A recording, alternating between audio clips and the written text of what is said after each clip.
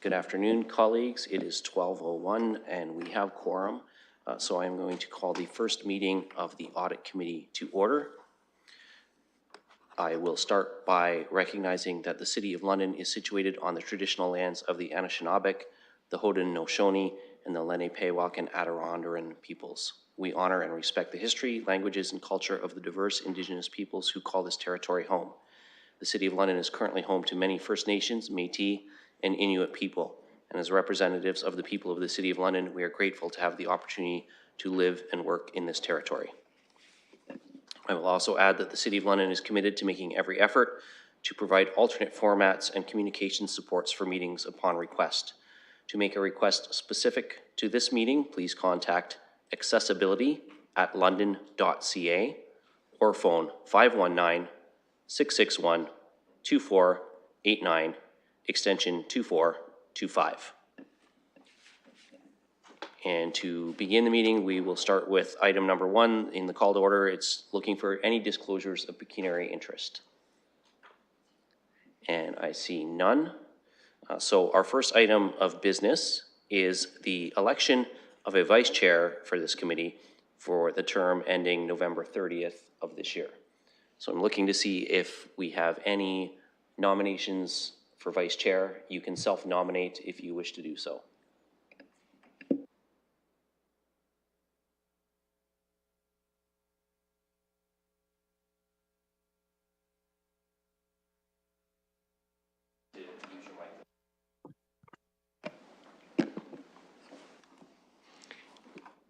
I would like to nominate Susan Stevenson. Okay, we have Councillor Stevenson nominated and Councillor Cuddy. Thank you, and through you, Chair, I'll second that nomination. Okay, we have a vice chair that has been moved and seconded. Councillor Stevenson is not actually with us today, so I'm going to check with the councillor to see if there has been a discussion with Councillor Stevenson to indicate that she'd be willing to stand. I did give her a heads up to let her know, but I did not receive a confirmation that she would accept. Okay. Well, we have a nomination on the floor, so I'm going to look to see if there are any further nominations for the position. Seeing none, then we will call the question. And we are voting by hand, so all those in favor? That motion carries. Thank you, everyone. And we will make sure that Councillor Stevenson, who's at a Police Services Board meeting today, gets the good news that she has been elected the vice chair. Moving on, we have no consent items or scheduled items. We do have 6 items for direction. So we will start with item 4.1, the Audit Committee High-Level Overview.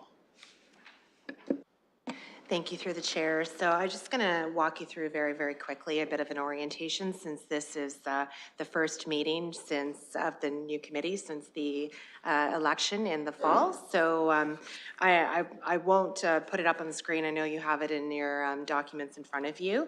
So if you turn to page 3, which is the slide that gives you a bit of essentially the relationship of what the internal and external auditors and how their relationship works with the Audit Committee. So it's essentially just a bit of a functional representation of how that works. So the internal auditors as well as the external auditors both maintain their independence from civic administration, and they report directly into the Audit Committee, but functionally they will work administratively with the civic administration as we prepare the financial statements and assist them in completing the risk-based internal audits as well.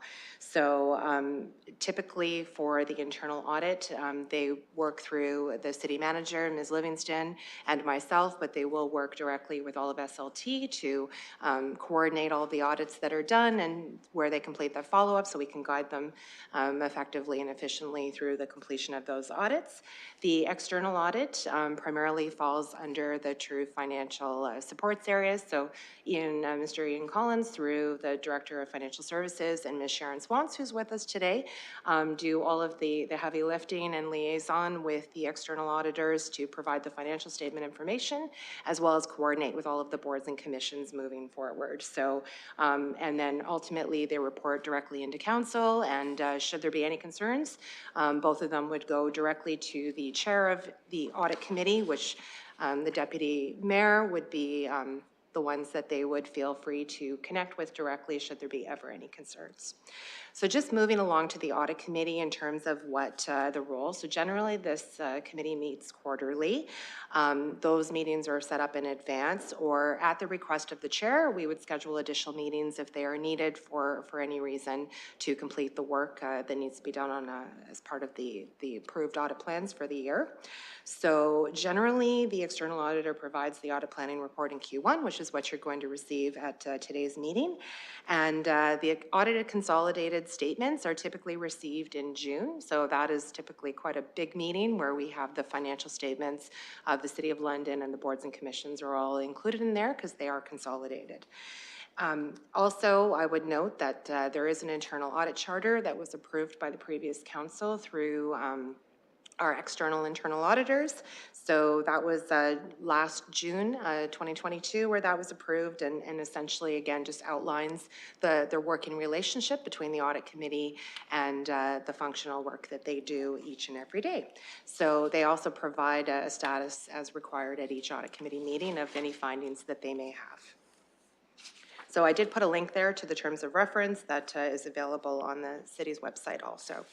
So moving along to slide 5, so just a bit of an overview for external audits. So the Municipal Act under Section 296 requires that municipalities' audited statements are provided and approved by the municipality. So we have our current external auditors who are KPMG, which were just recently appointed for the next 5-year term and are going to be beginning their work.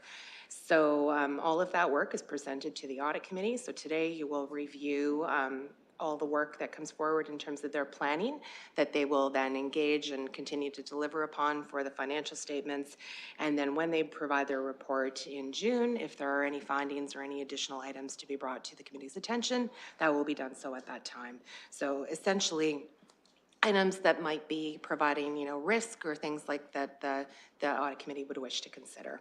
So in terms of the external audit's role through the audit committee on page 6, so really today you'll review the scope, the principles, the key materiality that they will set out for their planning to ensure that the committee is satisfied that work will be undertaken in a manner that will be approved to provide express an opinion on the audited consolidated statements. So, and then ultimately those recommendations that come through here will be forwarded to the municipal council that ultimately oversees it. So just moving on to the internal auditor, slide 7. So this function was outsourced in 2010. So since that time, we have engaged an external internal auditor that provides a risk-based internal audit plan through the audit committee. So that 3-year risk-based audit plan was presented and approved last year at the beginning of their term. So that sets out the work that they will do over the next 3 years, and then if there are changes to that, they would bring it forward to this committee to guide that work in terms of bringing that forward. So the contract provides for quite a range of different kinds of work. So right from compliance all the way through to value for money, and we try to look for a bit of a blend in terms of the kinds of audits that are there to ensure that we're taking a very broad-based approach and looking at where there's risk as well as opportunities to provide recommendations to the council ultimately, but also to assist civic administration in developing even more robust procedures and risk-based programs going forward. So in terms of the role of the audit committee, so they will report into this. They have recommendations that from the previous internal auditor, they are following up on and providing those status reports at each of your quarterly meetings. And they provide a bit of a summary. So you'll see a number of things on the agenda today, and would provide the final report after management has had an opportunity to comment on their recommendations through to the audit committee to review, and then ultimately all of the recommendations will go forward to municipal council. So that's just a very brief overview to give you a bit of a context in terms of setting the stage for the work ahead, and I'm happy to answer any questions if you have any. Thank you, Ms. Barbone. So I'll go to committee now for any questions or comments. Okay, seeing none, then I'll need a motion to receive this report. Moved by Councillor Cuddy, seconded by Councillor Pribble, and by hand. All those in favor? Motion carries. Okay, moving on, 4.2 is the audit planning report for the year ending December 31st, 2022.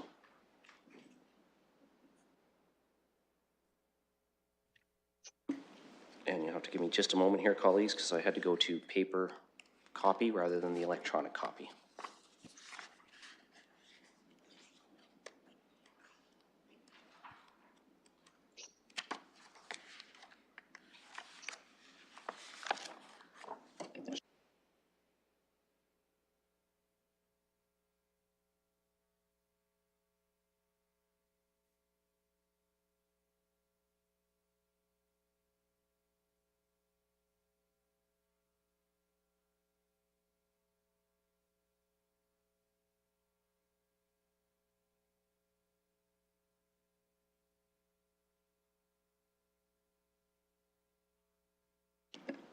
Colleagues will bear with me. Since we can't get into eScribe, I'm just loading this up on my personal laptop so that I can access the electronic records rather than trying to flip through the agenda. So bear with me for just one moment.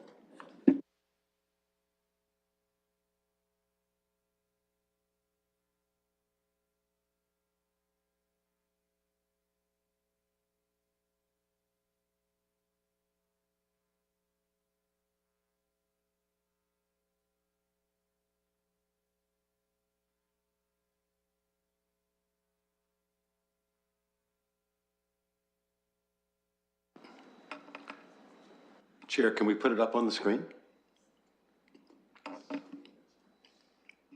Unfortunately, Councillor Cuddy, it's not quite that easy from a technology standpoint. Thank you.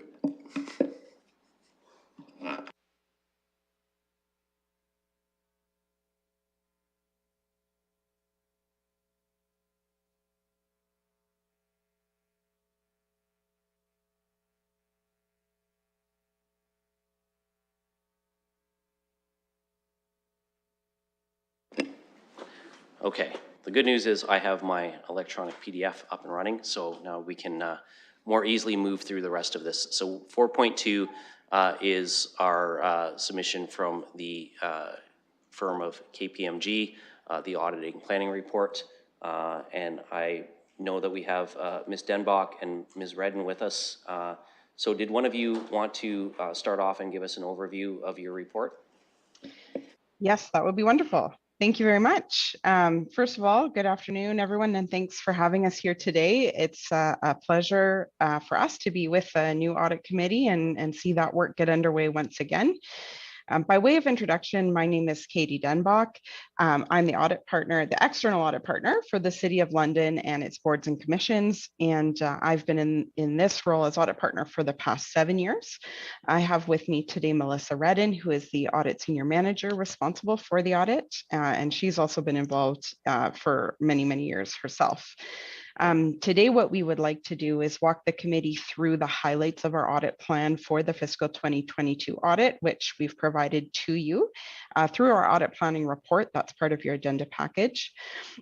Just for some context, we put this report together really to help you in your governance role over the external audit process. And in this report, we would put anything we're required to communicate to you under Canadian auditing standards, as well as additional information that we feel you would or want to know or should know in your oversight roles. So we'll hop into the highlights of the report, and certainly we'll be happy to answer any questions that the committee members have.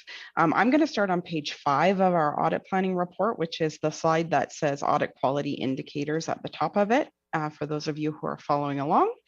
The only comment I wanted to make on this slide is really We've listed some items here that we feel are important factors in driving a high quality audit. So these include things like the experience level of your audit team, the way that we use technology within the audit, as well as the timeliness of information we're provided by city management, among other things. So at this point, we've just shared this with you for your information, but when we come back to this committee with our audit findings report, we'll update you on these specific metrics and whether the quality indicators have been met or whether we have any concerns. On slide 6, we've included some information for you. There are some links contained within the slides, just for information really, on our use of technology tools within the audit. I won't spend too much time there. On slide 7, we talk about the scope of the work that we've been engaged to perform. It remains consistent with the prior year, which really is the audit of the consolidated financial statements of the city itself, as well as its boards and commissions. On pages 8 and 9, we go into our materiality discussion. And so materiality is an important metric when it comes to our audit, as it drives the level of audit work that we do. So we set materiality each year based on total expenses for the year. And then the percentage that we apply to that benchmark is based really on professional judgment and on the needs of the users of the financial statements. But it does have to fall within a specified range as dictated by Canadian auditing standards. So the preliminary materiality level that we've set for 2022 is $20 million. This will be revised throughout the course of our audit if considered necessary. The number that I think is more important to you as a committee is what we refer to as our audit misstatement posting threshold. So that's the $1 million number there. And that's the level at which, if we came across any differences throughout the course of our audit, whether they were corrected by management or remained uncorrected, we would communicate those to you through our audit findings report. And I'm going to hand it off to Melissa at this point to go through some of the rest of the details. Thanks, Katie. So on page 10, we have some information on the involvement of others. Mercer is engaged by the city to provide the actuarial valuation for the employee future benefits obligation, as well as the WSIB accrual. So this is just indicating the reliance that we will place on them during the course of the audit. The next slide provides some information on scoping. So the city is a consolidated entity, so we consider it to be a group audit. This main significant component is the city itself. So we've indicated here the percentage that makes up of the consolidated entity. And although the individual boards and commissions are not considered to be financially significant as it relates to the group audit, they do still have their own statutory audit requirements and are audited at their own individual materiality levels. On page 12, we have a summary of our risk assessment. So 2 areas where we have presumed risks of material misstatement, and then a few other areas of focus. So we'll go into some additional information on that in the coming pages. For the, so if we flip to page 14, this is some information on the risk of material misstatement due to fraud. This is a presumed risk that we have to consider. However, we are able to rebut the presumption of fraud, and we do so for the city, as we do not believe that it is applicable to them. I guess just to note that this is more applicable for those entities that have performance that is measured based on earnings. But since that is not the case here, and a significant portion of the revenue is derived from the levying of taxation dollars and user charges, there is little judgment over the timing of revenue recognition. So we have rebutted that risk. On the next page, we have another significant risk that is also presumed, and this is the management override of controls. This is a risk that we have to consider for all organizations, and there are certain procedures that we are required to perform that are listed on this slide. So we will plan to perform those procedures during the course of the audit and report back on findings, if any, in our audit findings report. The next few pages are some other areas of focus. These are areas where these are more significant accounts in terms of dollar value. So there is a risk of material misstatement there, although it is considered to be a base level of risk and not elevated or significant. So we have indicated our audit approach over those areas. Since you have all had access to this report in advance, I will assume that these have all been read, and I'm not going to go through them in detail at this time. So if we skip to page 23, this is where we've included some key milestones and deliverables. So during the course of December and January, we did go through some risk assessment and planning procedures. Our fieldwork and reporting occur between April and June. And then we do a debrief of the audit in July once all of the audit work and reporting is done. So that brings us to our appendices, which I'll flip over to Katie to go through. Thank you. So we've included several additional pieces of information for you in the appendix of our report. Some of it relates to required communications. So the engagement letter will be provided to management. There are some links for you to information regarding quality control within KPMG. On slide 27, we've included a document here that's several pages long that goes over a newly effective auditing standard that has come into effect for this year. So it's called Canadian Auditing Standard 315, and it's around risk assessment. So there will be some changes to the way that we conduct our audit. You likely won't see much impact to what the reporting that you get because it doesn't impact the financial statements themselves, more the level of documentation and risk assessment procedures that we have to go through in order to meet the auditing standard. So that's really just for your information. And then starting on slide 32, we've provided some information on upcoming changes in accounting standards. So the city is required to follow public sector accounting standards, and there are actually a couple of big changes coming down the pipeline, which will be effective for the city for fiscal 2023. So we've already had many conversations with management around the implementation of those standards, and work is well underway to prepare for that. The biggest one being asset retirement obligations. So that's included on page 32 for you to review sort of the implications of the adoptions of the new standard.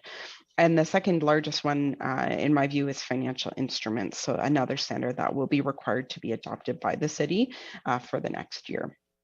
And we'll continue to provide you information and have conversations with management as that implementation date draws closer. The last appendix that we've put in here is called Indicators of Financial Performance, and it starts on slide 37. The reason I wanted to touch on this, so we put this in our audit plan each year. We prepare it for the audit committee, really just for your information. It's based on publicly available FIR data, but we feel it provides some valuable information to you, and especially as new audit committee members, should give you some good insight into the city's performance relative to some of its peers. So I won't go through the appendix in details other than to say that it does show the results of some of the key indicators of financial condition that the Public Sector Accounting Standards Board recommends looking at. So there are metrics here to help assess indicators around the city's vulnerability, sustainability, and flexibility when it comes to their financial position. And we've shown 5 years worth of data in this report so that you can see the historical movement and trending of those indicators. The last remaining appendix is around just some additional information for the committee members with some live links there around audit and assurance insights and ESG and sustainability reporting. So just some hot topics that we're hearing discussed around audit committee and board tables.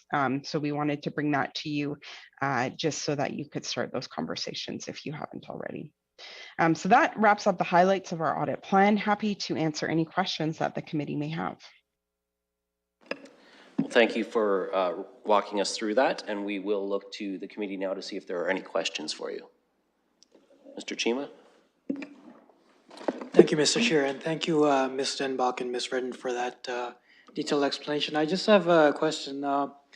Over the weekend, I read some news that came out of the the City of Toronto audit, and your colleagues in KPMG Toronto had indicated that there were some control deficiencies experienced in that audit relating to some of the technical expertise that were missing for city staff.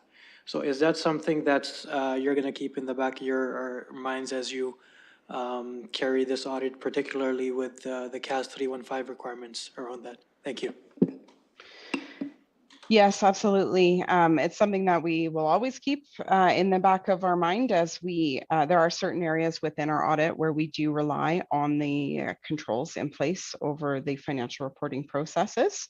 And you're exactly correct that CAS 315 adoption does sort of change the way we do our risk assessment and require us to consider those things more broadly as well.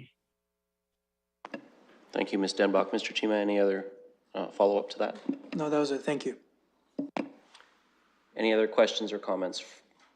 Councillor Pribble. I just have a question, and I don't know, I'm looking at both in the online as well as the printed, and there are some, I was able to follow through other things, but for example, the 37, the key indicators of the financial performance, I don't have them neither printed nor online, so if I could somehow get them later, or I just don't have them. I don't know if you have it, or if I'm the IT helped me kind of to get on where I'm supposed to be, but still they are missing there. I see some nodding of heads from our staff, Councillor Pribble, and they are there. So I think Ms. Barbon's already indicating that she can make sure that you have those. So if that's satisfactory, she'll follow up with you directly. Perfect. Thank you very much. Any other questions or comments on 4.2? Seeing none, then I'm going to look for a motion to receive the report. And approve. And approve. Moved by Councillor Cuddy, seconded by Councillor Pribble. And by hand, all those in favor? That motion carries. Thank you, colleagues. Moving on to the next item, 4.3. This is the London Downtown Closed Circuit Television Program for the year ending December 31st, 2022. And again, this was a KPMG. So I don't know if we have got a member of the auditing team that wants to give us a brief overview of this. Ms. Denbach, is this back to you for this one? Sure, absolutely. I can speak to this. So this report is in its final version, so it's coming to the committee for information. But just by way of background, with respect to this, KPMG was engaged to perform specific agreed upon procedures relating to the downtown closed circuit television program each year. And so rather than provide an audit opinion, if you will, what the scope of work that we've been asked to perform is to perform the procedures that are outlined there within the report and report back any findings through this report that we provide to you. So, so you can see our procedures and findings listed there. Great, thank you very much for that. Just as the new committee comes together, I wouldn't typically ask everybody to give a brief overview of the items on the agenda, but as this is our first meeting, just wanted to touch base with you on that, and we'll look to the committee to see if there's any questions or comments. Seeing none, then we will look for a motion to receive this report. Moved by Councillor Cuddy, and we need a seconder, Councillor Pribble. And by hand, all those in favor? That motion carries. Great, thank you, everyone. Moving along to item 4.4. This is the internal audit follow-up and activities dashboard.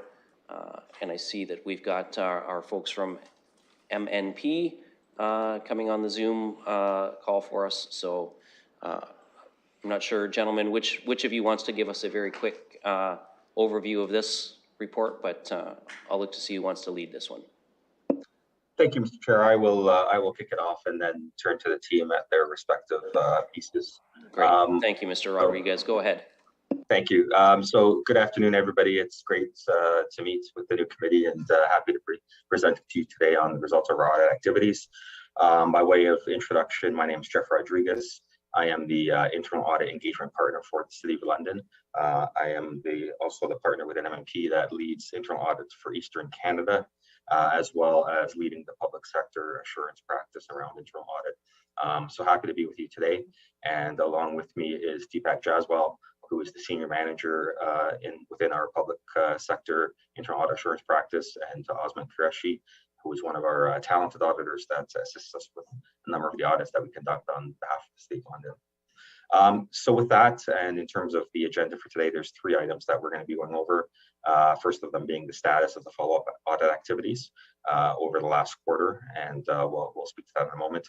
And then there's the update on any work either being planned or underway for the coming quarter. We'll talk about that. And then finally, we'll be talking about the results of any audits completed within the last quarter.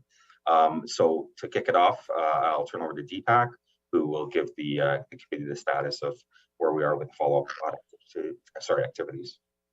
Thanks, Jeff, and good afternoon all. Pleasure to meet you members today. So as Jeff alluded to, I'm Deepak Jaswal, a senior manager with MMP, and support and manage the City of London account. Through the chair, we're on page 73 of the package. So on a quarterly basis, MMP will follow up with management to ensure previous high or medium rated internal audit findings are being adequately remediated through the implementation of related management action items. There are 8 recommendations from issued audit reports that were followed up during this quarter, and our remediation legend outlines 3 different statuses. So 1 being on track for completion, 2 being delayed, and 3 being critical delay or deviation. Now, we generally look for on track for completion, but we do understand the various different business reasons for delays. And what we really like to highlight to the committee is any critical delay or deviation, which usually results in the business deviating away from committing or finalizing an actual action. Thankfully, there were no critical delays or deviations from the action items we looked at. We're pleased to state that 2 management action items will close this quarter, pertaining to the Dearness Home Process Assessment Audit. 5 management action items were retargeted across 3 different audits due to different business reasons, ranging from project delays with partner stakeholders to some system integration challenges. And 1 action item was on track to be completed by its respective original due date. I will take the actual package as read. Are there any questions at this time on the validation activities? Well, let's go to our committee members and see if there are any questions on that.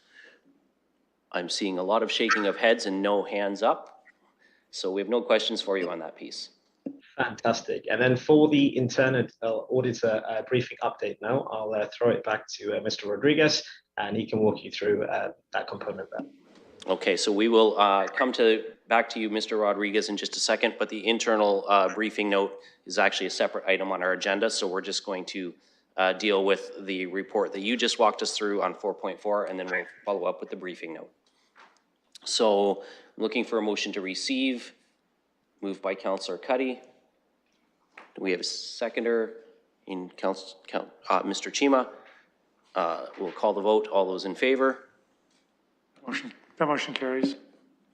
Okay, and now we will come to Mr. Rodriguez for the internal briefing note, which is 4.5 on our agenda. Thank you, Mr. Chair. In terms of the briefing note, there's 3 items to go over today with respect to audits that are either already underway or are planned for the next quarter. The first one being a talent management audit that was being conducted over the last quarter. It's recently undergone what I would call somewhat of a rescoping. As we were going through the audit and conducting the work based on the originally defined scope, and in collaboration with city management, we have done somewhat of a rescoping exercise to focus our efforts in a more targeted fashion around 3 key areas, being sourcing, recruitment, and retention of staff. And really, it's with the objective of ensuring that the city is positioned for effective long-term succession planning. This was coming out of some conversations we were having with the city staff and management around the post-COVID environment and what organizations are facing today. And we felt like a more targeted scoping around these particular areas would deliver more value for the city and the committee. So that's why that one is, I would say, still underway as we're looking to refine and redefine the scope further on that. The next one being an audit around the city's asset retirement obligations. This is a requirement under section 3280 of the Public Sector Handbook. So this audit is currently being planned. where we'll be looking to evaluate the process and controls that city staff has around this retirement obligation, with an expectation to complete it over the next quarter, to be reported in June of 2023. And finally is an audit around the city's program and approach to vendor risk management. That one is currently also being planned and will be completed over the next quarter, to be reported on in June.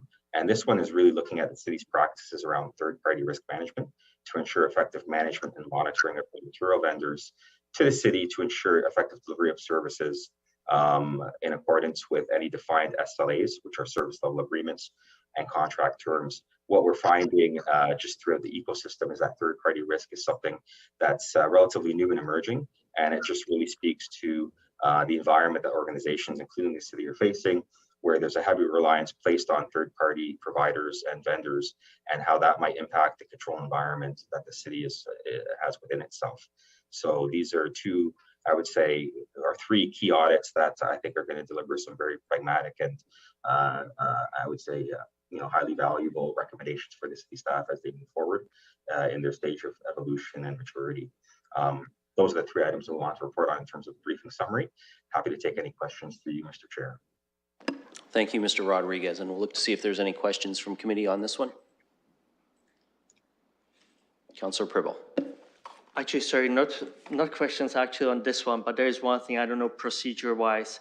I did the previous one, which we have already accepted. We skipped from the dashboard, but we never, I thought the next one is going to be open management action plans. And I know we already passed it, but I don't know if there is a way to come back to it if I have a question to it. Sorry, Councillor Pribble, if we can just hear from Ms. Livingston briefly. Mr. Chair, if we need to go back, that's fine. The staff that were here for that item have now left. If I need to call them back, I just need to know what areas we're looking at and bring staff back. Through the chair to the staff, it was just really just the clarification of the KPI, the 0.1 key performance indicators. And if it is, I can follow up later. But as I said, I thought that the gentleman talked about dashboard, and I thought next one is going to be action plans, and we skipped into the 4.5. So hearing already, Councillor Pribble, that you can follow up individually, and as we do have those contacts, and because this has already been approved by committee, I would suggest that we do that follow-up offline through the appropriate contacts and get the answers for you there. That's perfectly fine. Thank you. Okay, thank you. So any questions on 4.5 as Mr. Rodriguez just walked us through? Seeing none, then I'm going to look for a motion to receive. Moved by Councillor Pribble, seconded by Councillor Cuddy. All those in favor? That motion carries. Thank you, colleagues. We have one item left on our agenda. 4.6 is the submission, and we will be going to Mr. Rodriguez again. This is the value for money audit of the neighborhood decision-making program. And Mr. Rodriguez, did you want to give us a quick overview of this one as well? Yes, thank you, Mr. Chair. I will actually ask Deepak at this point to give the high-level overview, and then obviously available to handle any questions or comments that the committee might have. Thank you, Mr. Chair, and thank you, Jeff. Just to provide a quick overview of the program itself, the NDM program offers community members the opportunity to decide how to allocate a portion of the municipal budget in their respective neighborhoods, and enables residents to work with the local government to make key decisions around strengthening their neighborhoods. The annual pre-approved budget for the program is $250,000, with $50,000 allocated to 5 specific geographic regions across the city, and any one project has a maximum spend of up to $30,000. The audit objective of this review was to look at the design and operating effectiveness of key controls pertaining to the program, including submission, evaluation, and approval of projects, as well as return on investment, measuring outputs and outcomes, and to identify opportunities to optimize and expand the scope of the program where practical. In terms of the audit scope, we looked at existing governance structures and roles and responsibilities of stakeholders within the program. We looked at existing policies, process documentations, and procedures that was supporting the administration of the program. We looked to evaluate key controls around idea submission, evaluation, and approval. And we looked to assess the effectiveness and completeness of any evaluations performed on the feasibility of ideas submitted by residents, and obviously to identify opportunities for improvement. At a very high level, based on a review, It's clear that the city recognizes the importance of performing its duty in continuing to develop and improve the program and supporting residents to live in a better place. The program adhered to the key established tasks and procedures from idea receipt to implementation, and we did understand and confirm that there are established processes in place to support the effective administration of the program. One of the key takeaways was that the parties involved in the administration of the program have strong experience, expertise, and institutional knowledge, as they've been involved in the administration of the program for the last few years. In terms of some of the key opportunities for improvement, there were opportunities to update some of the guiding principles which underpin the program, also referred to as the FAQs. Tracking the effectiveness of implemented ideas was another component, as well as documenting key idea feasibility approvals and considering potential lifetime maintenance costs when determining feasibility. Across the audit, we noted 11 observations that could enhance the program. 9 of these were deemed to be medium-rated observations, and 2 we classified as low, which really means leading practice, and the opportunities for management to consider these to enhance the program. Now, I appreciate this was quite a long report, so we'd like to take the report as read, and we're happy to take any questions that may arise from the report itself. Well, thank you for that. And I will say, while it might have been a long report, I certainly appreciated it. This has personally been a program that I've taken some interest in, and I've seen a couple of the things highlighted in the report that were areas of interest for me personally. So I'm glad to see that somebody else is thinking along the same lines as me in this vein, but I'm going to look to committee to see if there's any questions or comments on this report. Councillor Pribble. And colleagues, I will share that Ms. Smith is on the call from city staff as well. So if we have questions for our staff, they are here as well. Through the chair, I just have a question. When I look at this, how these, in terms of the neighborhood decision-making programs, the value, how they may fit with the sequences for the Parks and Recreation Master Plan, if this was valued and looking for the value for the dollar. Thank you. Well, I think that is one that Ms. Smith may, or Ms. Pollock may want to comment on in terms of how this fits with the Parks and Recreation Master Plan. So we'll look to Ms. Smith first. Thank you, and through the chair. So as part of the feasibility for each of the ideas, so when a resident generates an idea and submits it as part of consideration for neighborhood decision-making, we go to key experts in all of our service areas. And in one of those areas is our Parks and Forestry and Parks and Planning Department. And at that time, they look at how the project aligns with, for example, the Parks and Rec Master Plan or any other strategic plans they have. No different than any other service area. We would see how it aligns with, are we going to be going into that park and doing major enhancements in the coming years? Can we leverage those enhancements with this idea? So it's all taken into account as part of the feasibility process for each idea. Thank you, Ms. Smith. Councillor Pribble, you're good. Any other questions or comments from committee members? I'm seeing none. Since our vice chair is not with us, if committee will just indulge a comment from the chair. And certainly, Councillor Pribble, I'd invite you to come out to Ward 2 anytime you would like. The process that Ms. Smith was just outlining was one that was actually undertaken in a neighborhood decision-making project in Kiwanis Park, where a winning idea actually did align with something that we were already going to be looking into in our Parks and Rec Master Plan. And so those two were merged into a greater enhancement in the naturalized playground area in Kiwanis Park. And that was a great idea submitted by a resident that aligned with the Parks and Rec Master Plan as well. So we were able to bring those together. So I can certainly speak from experience to share that there is an example of that out in the East End, and it's a great play opportunity. The mayor came and pushed me on the swing when we opened the playground, and I'm happy to push you on the swing if you want to come for a ride too. So I'm not seeing any other questions or comments on this item. So this is one that we need to both receive and approve. So I'll look for a motion to receive and approve. And that's moved by Councillor Cuddy and seconded by Councillor Pribble. And we'll call the vote. All those in favor? That motion carries.